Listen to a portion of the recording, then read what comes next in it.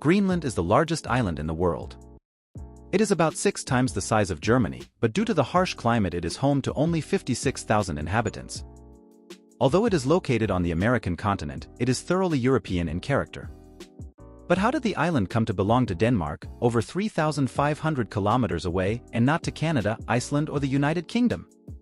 Greenland is located in the North Atlantic. 2/3 of the island lies within the Arctic Circle and the northern end of the island is only 800 kilometers from the North Pole. It is therefore best known for its vast tundra landscape and huge glaciers. The capital is Nuuk, which is also home to the majority of the population with 18,000 inhabitants.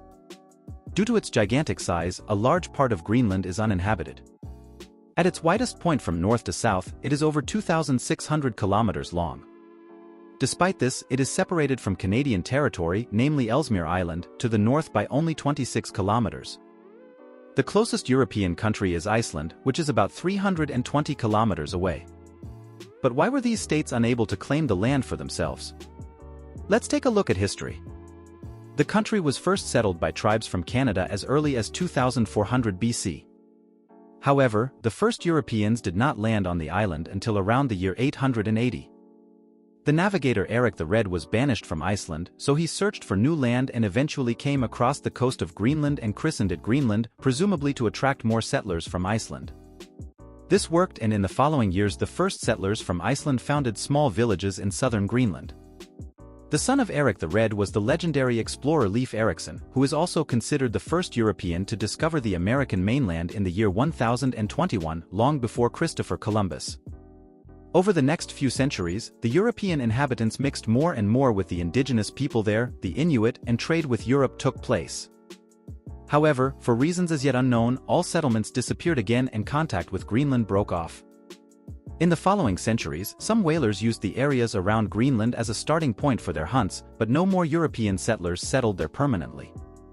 It was only when more and more European states built up their own colonial empires that Greenland acquired a taste for it. However, much of the American continent was already occupied by other powers at the time, which is why the Danish crown opted for Greenland. Thus, in the year 1721, the actual colonization of Greenland began. Pastors were sent to Greenland to re-establish contact with the remaining Inuit tribes and permanent trading posts were also re-established. In the year 1775, Greenland was officially declared a Danish colony, whereby the island was completely closed to foreign traders and the immigration of Danes was encouraged.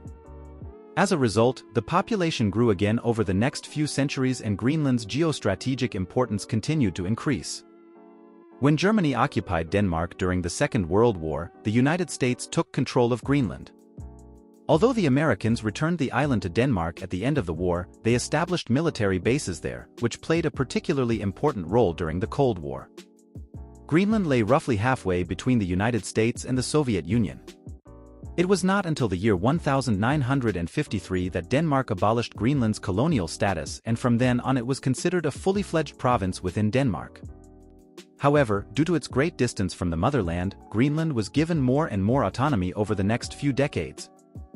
In the year 1979, for example, greater self-government was introduced, which also enabled Greenland to establish its own parliament.